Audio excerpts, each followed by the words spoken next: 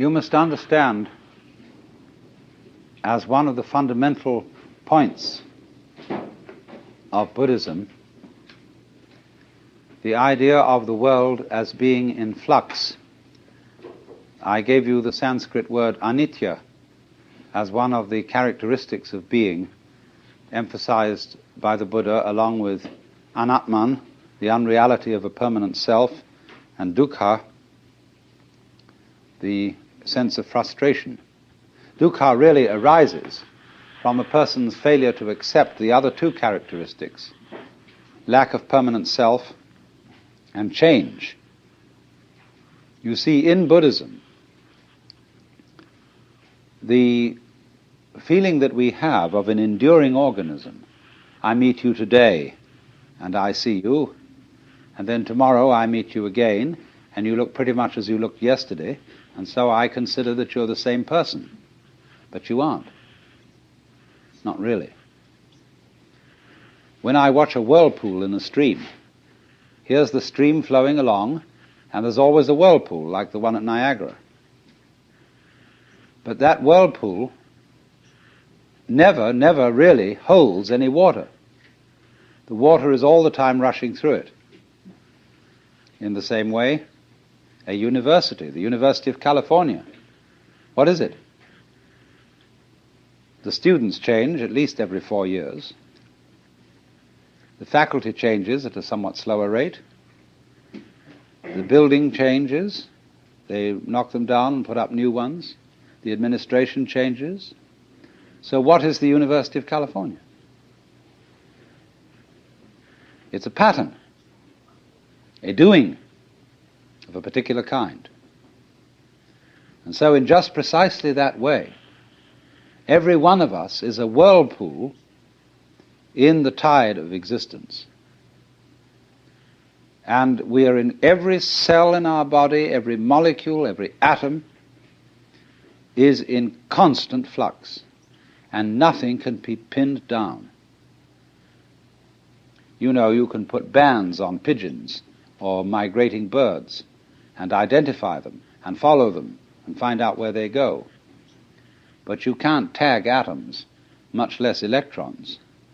They have a curious way of appearing and disappearing.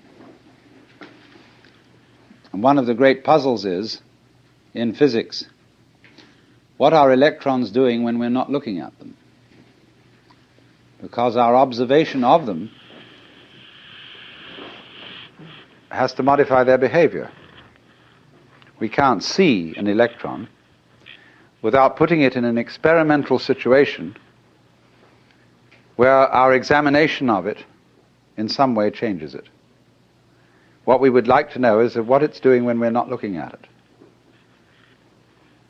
Does the light in the refrigerator really go off when we close the door?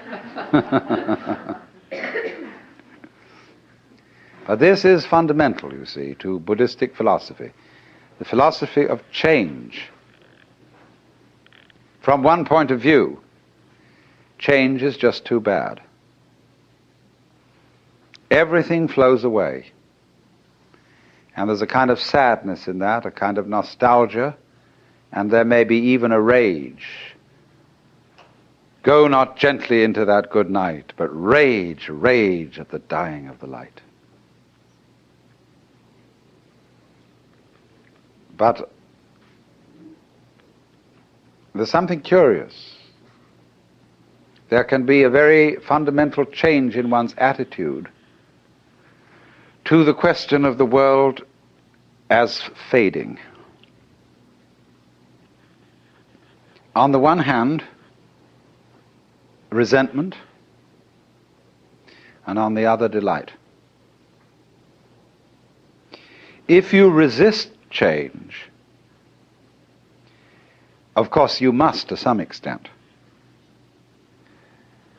When you meet another person, you don't want to be thoroughly rejected, but you love to feel a little resistance.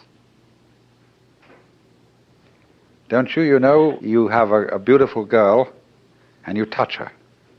You don't want her to go blah. but so round, so firm, so fully packed. A little bit of resistance, you see, is great. So there must always be resistance in change, otherwise there couldn't be even change. There'd just be the world would go, and that'd be the end of it. But because there's always some resistance to change, there is a wonderful manifestation of form. There is a dance of life. But the human mind, as distinct from most animal minds, is terribly aware of time. And so we think a great deal about the future, and we know that every visible form is going to disappear and be replaced by so-called others. Are these others, or are they the same forms returning? Of course, that's a great puzzle. Are next year's leaves that come from a tree going to be the same as this year's leaves?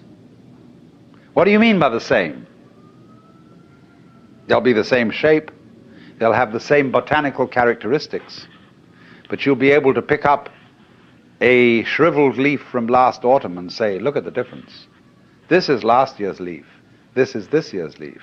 And in that sense, they're not the same. What happens when any great musician plays a certain piece of music? He plays it today, and then he plays it again tomorrow. Is it the same piece of music, or is it another? In the Pali language, they say, nacha so, nacha anno, which means not the same, and yet not another. So, in this way, the Buddhist is able to speak of reincarnation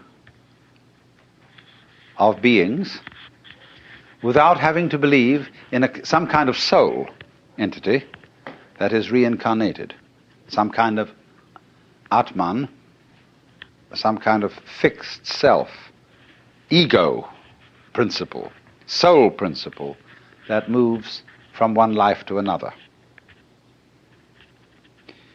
And this is as true in our lives as they go on now from moment to moment as it would be true of our lives as they appear and reappear again over millions of years. It doesn't make the slightest difference, except that there are long intervals and short intervals, high vibrations and low vibrations. When you hear a high sound, high note in the musical scale, you can't see any holes in it. It's going too fast. And it sounds completely continuous. But when you get the lowest audible notes that one can hear on an organ, you feel the shaking. You feel the vibration. You hear that music going dun dun dun dun dun dun dun dun dun dun dun on and off. So in the same way, as we live now from day to day, we experience ourselves living at a high rate of vibration, and we appear to be continuous, although there is the rhythm of waking and sleeping. But the rhythm that runs from generation to generation and from life to life is much slower, and so we notice the gaps. We don't notice the gaps when the rhythm is fast.